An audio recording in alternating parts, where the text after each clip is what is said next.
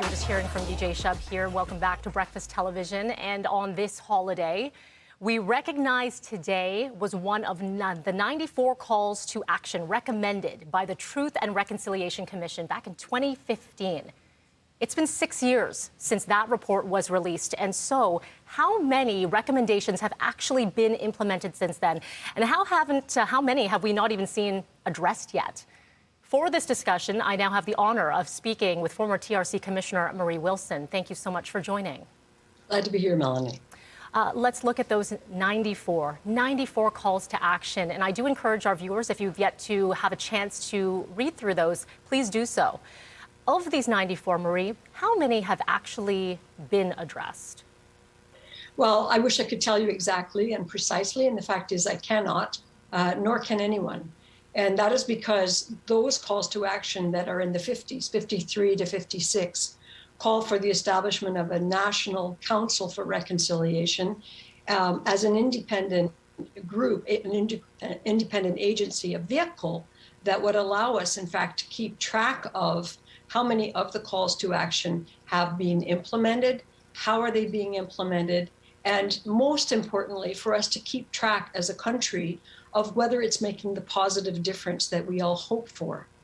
Are things getting better, and are they getting better in certain places, or generally, are they getting better in certain sectors but not others? Are there things that we can learn from what has been attempted so that things can be improved? And if we're not keeping track, and we saw this with the children in the schools. The reason we're looking for them today is because we did not bother to keep track of them. We did not bother to keep track of their names, their lives, their gender, their cause of death, their place of burial.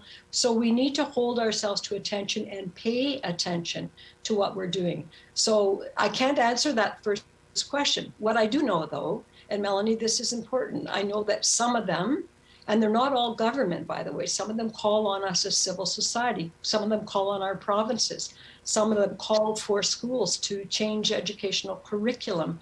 And we've seen a patchy response to that. And it has been breaking down around political will. Some jurisdictions have created whole new curriculum with survivors directly involved in development of that curriculum. Where I live in the Northwest Territories was actually the first place in the country that did that. But there are other places that have started to, that committed, had a change in government, pulled back. And so we have a patchy response, but we also do not know the complete picture.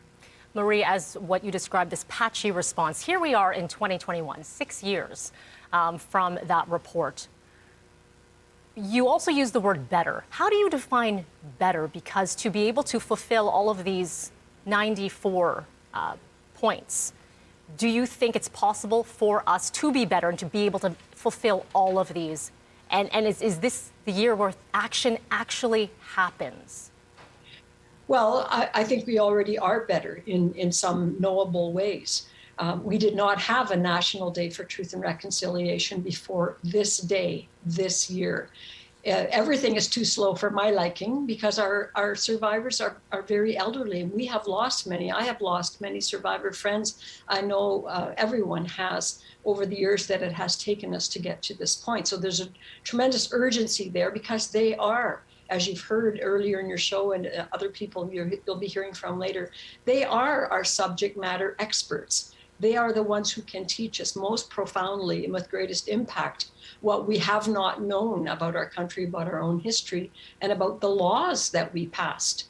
That's the thing to remember, that these things that happen in schools happened under the umbrella of legal sanction.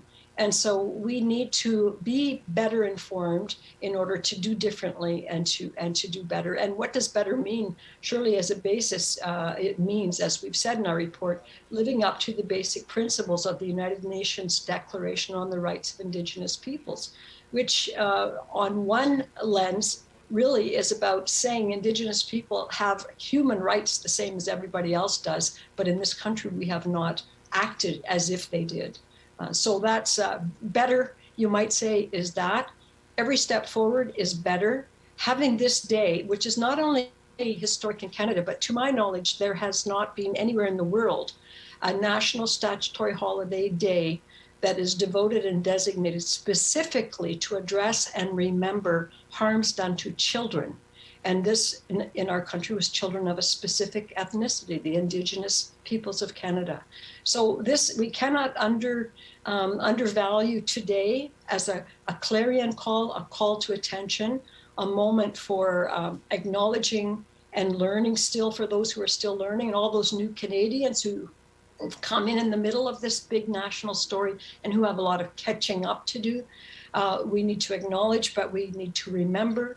We need to be thankful, I think, both to our government, even though the process was slow, and all parties that had to gather around those committees to discern that we do have this day now, but also, most importantly, to the survivors, those living in our midst who have been the ones who insisted that Canada have a Truth and Reconciliation Commission, and who are at the heart of all of our work as commissioners in the decisions we made, and those who stood with us and advised us along the way, but also those little ones, those former students who called out to us from their graves this summer and brought us back to attention again. So we need to honor those memories as well. And most importantly, I think, a time of quiet discernment for us to ask ourselves deeply, and with those we love and care about and can influence, what do we do next? How do we make reconciliation be reconciliation?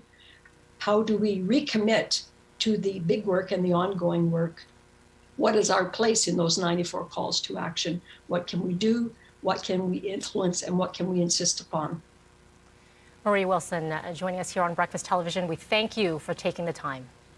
Very glad to be here, and I wish everyone a wonderful, solemn, and reflective day. Thank you. All right, we're going to take a quick break here on Breakfast Television.